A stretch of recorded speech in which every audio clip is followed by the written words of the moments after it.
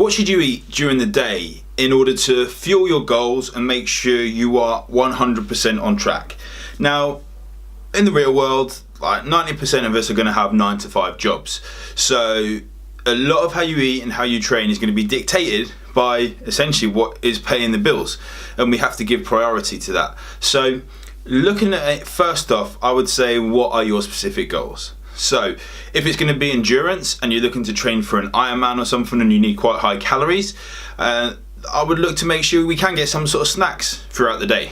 Now, when we say snacks, I'm not talking about full meals. Having things like even a little energy bar, protein bar, a handful of nuts, even a protein shake, things like this are going to be easy and convenient to have if you're sitting at your desk. Even if you're out on a building site or anything like that, your caloric requirements are going to be a bit higher. So you could have maybe some blended oats or some nut butter in there just to get the calories higher. But essentially, one thing I look at with clients is that, are you fueling your training? Are you fueling your recovery? So if you train first thing before work, the most important thing is going to be before bed, getting some carbs in order to fuel that session, so your muscle glycogen stores are pretty much topped up. When you wake up in the morning, we have stores of liver glycogen in there, so carbohydrates in our liver which fuel our brain function, they will still be a little bit depleted. So what I suggest if a session is quite hard is that still go out and start your session without getting anything else in there, but during the session have a sort of carb drink. If you're doing a long session like over an hour and a half, then get some gels in there, that sort of stuff. If it's just a simple weightlifting session and you're training hard, you're still going to deplete your muscle glycogen, but you could get away with just water potentially, or chuck some branched chain amino acids in there, and then afterwards get a good breakfast in. So get a decent protein shake, get some good amount of oats, like 100 odd grams of oats or something, a banana and things to really replenish what you've done during that session to help your body kickstart its recovery process.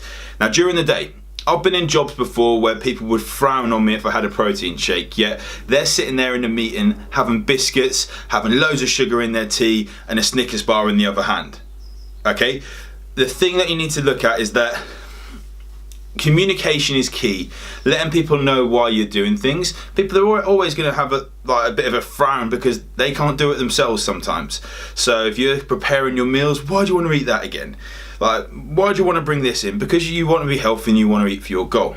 Now, despite what a lot of people say, you don't have to eat every 2 to 3 hours. Getting a good source of amino acids, so essentially the finest form of protein in every, say, 4.5 hours is what studies have shown to be pretty key. So you can usually survive between breakfast and lunch and afternoon snack in there. Okay, so that is going to be what we look at throughout the day. Are you training in the evening? If you are training in the evening, then you need to look at, are you going to have carb sources that are in your muscles because you've been working through the day? If you're sitting at the desk, you're not going to need so much throughout, but you could just replenish these at lunchtime. So getting a good baked potato with chili, or pasta and some meat in there, chicken and rice, these sorts of things. Spice them up though, don't just eat plain stuff.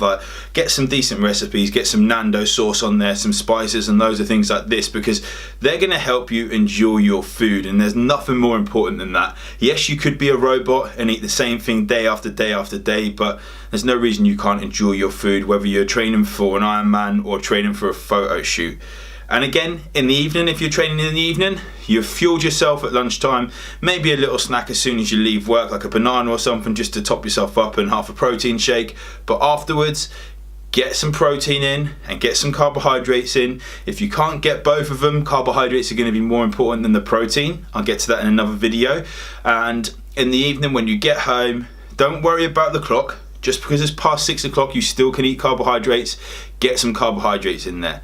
Replenish your muscle carbohydrate stores, and you will burn fat, you will build muscle, you will build endurance, and you will build performance. You can eat during the day if you need to. If you don't have the means to eat during the day, then breakfast and lunch, I believe it's illegal to go more than 3-4 hours without a break in a job as well. So if you're not allowed to have that break, then maybe have a word with the employee as well.